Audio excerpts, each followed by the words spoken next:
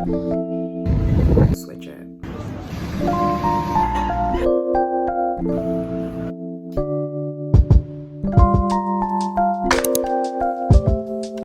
So I haven't really been following Lana for a long time, but The other week, I was sitting on my couch. she does have a big following and she's done a lot.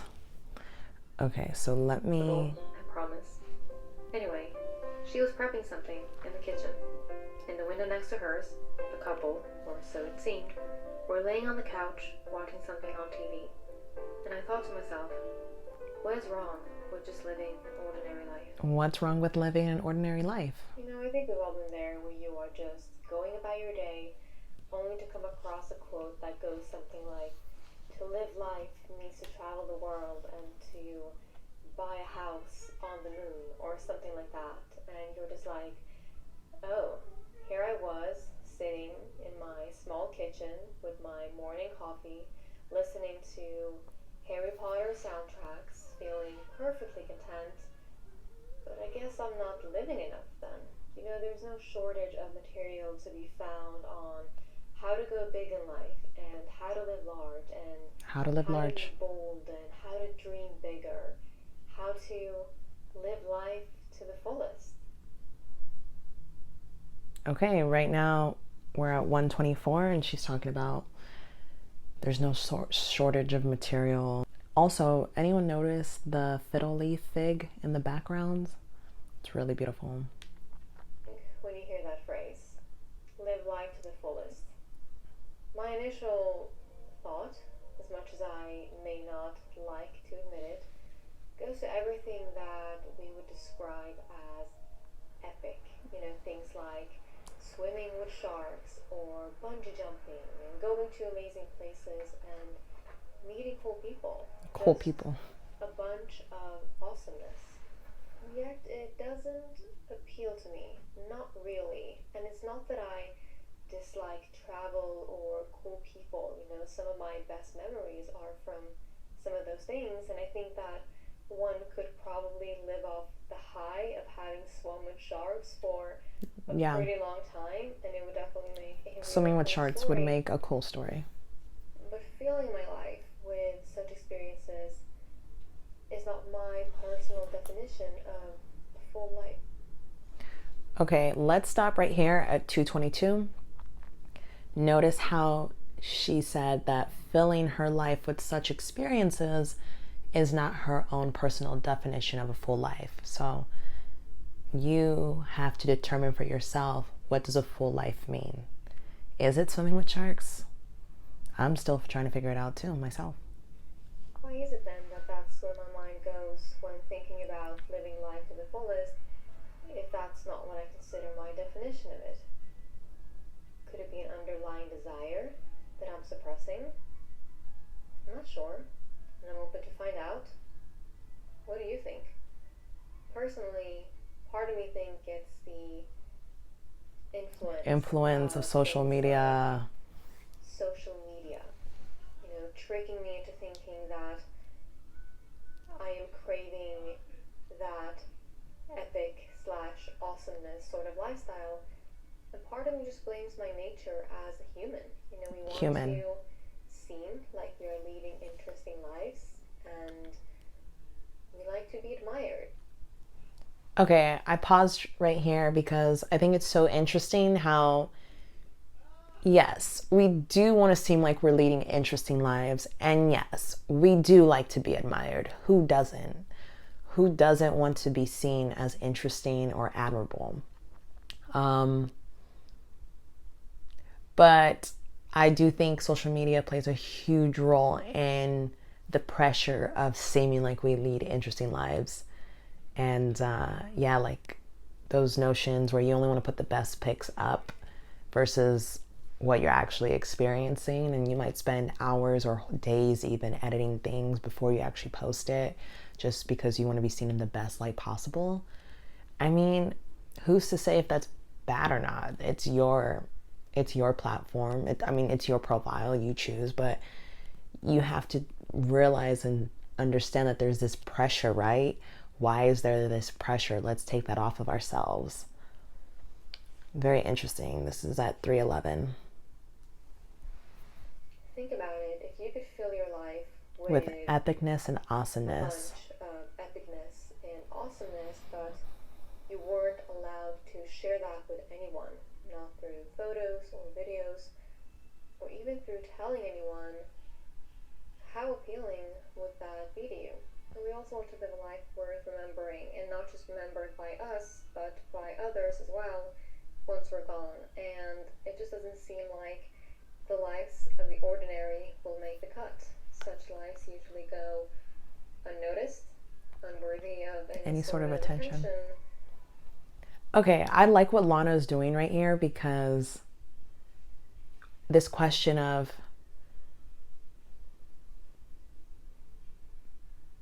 why isn't an ordinary life okay? Isn't an ordinary life worth living? It's a life. Most of us want to aim so high, and we want to be a Nobel Prize winner or be on the cover of Time magazine. It's like, look, most of us aren't going to make it. That's just reality. But that doesn't mean that we're going to have a bad life. And shouldn't we just be grateful for the chance and the opportunity to be living and experiencing life? And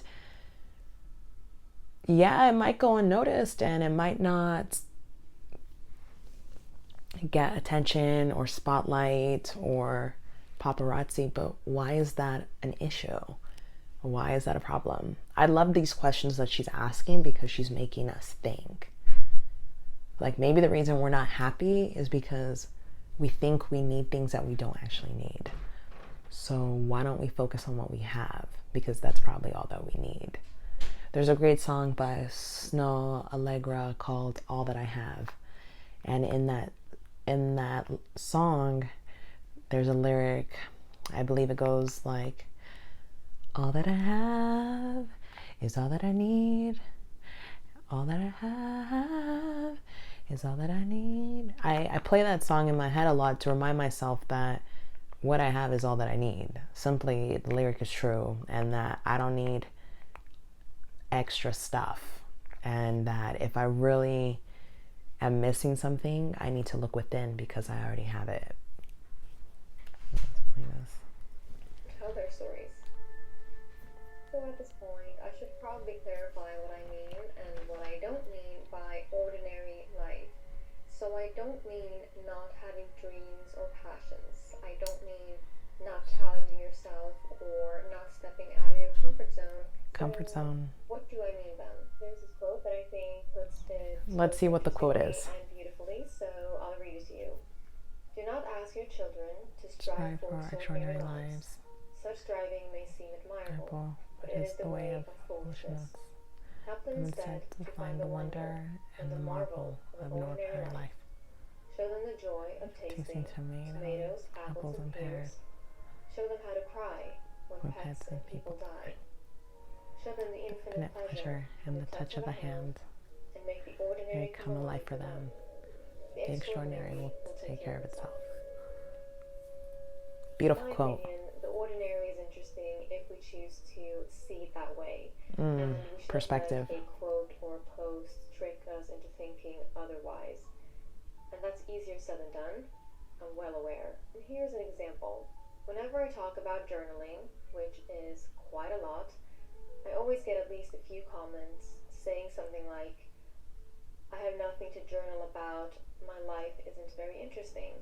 And fair enough, I'm not here to tell anyone what they should consider interesting or not.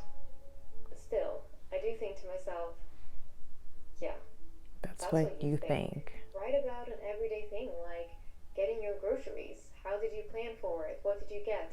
What is the thought process when picking out tomatoes? Do you pick the ugly ones because you feel sorry for them? How many avocados do you squeeze on average before finding one that you like? And are you secretly judging other people when they squeeze them? Take note of those small decisions and behaviors and thoughts that go through your mind when doing something as ordinary as getting groceries. Don't underestimate the fascination that lies in the most mundane of human experiences and capture it. I don't think that it's always just the activity in itself. It's also how we interact I and agree. think of it.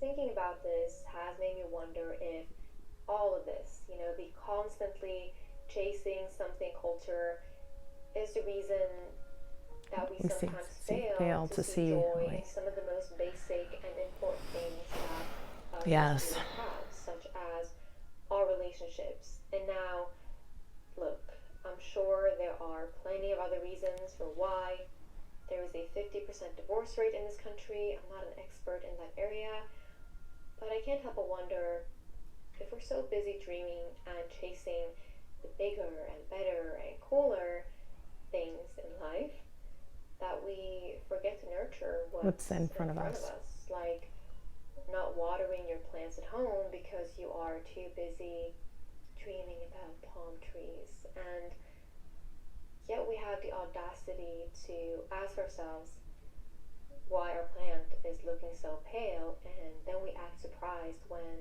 it dies.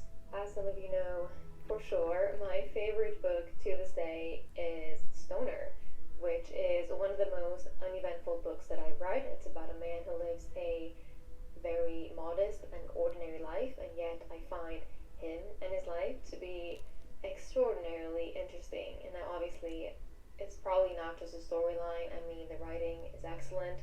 I'm sure that the author, John Williams, could have written about anything, and it would have been interesting. And by the way, it makes me so happy when you guys send me photos of you reading Stoner because I've talked about it so much. Her favorite book is And Stoner. Good to know. yeah, it just makes me happy. And if you haven't read it, I will leave a link for it in the description box if you want to check it out. Now, I want to be clear that the purpose of this video is in no way to dismiss I love the anyone disclaimers who at the end. chooses a fast-paced life or who dreams of epicness. I find just as much admiration in that as I do in those who desire a slower life with more ordinariness. I just want those who choose the latter to be able to enjoy the life of their choice without feeling guilt or feeling like less or not good enough because they feel like they're not living up to the social media standard of what it means to live life to the fullest. Yeah, that's all, really. So anyway, I'm gonna go and put on that boring ass Harry Potter soundtrack now and water my boring ass plants and have an ordinary ass cup of coffee, and then I'm actually going on a pretty epic walk. So thank you for watching this ordinary video until the end, and as always, I'll see you in the comment section, which I know is going to be filled with a lot Love the of ending. awesomeness because you guys are awesome. Alright, bye.